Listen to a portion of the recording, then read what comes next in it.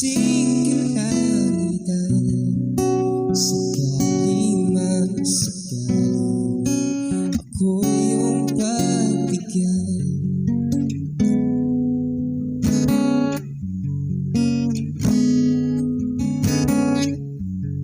Di mapigil ang kabahan sa sagot na ibibigay. Ipinaalam na kinanay at tatay,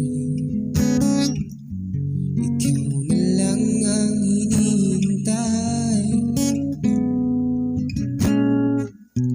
Hindi naman ganun kasigurado sa tugon mo. Hindi na magpapabukas pa.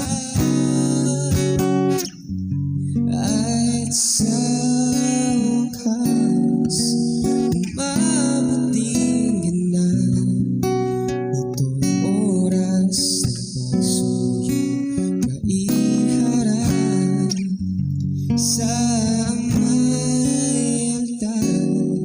Siksing kalangitan.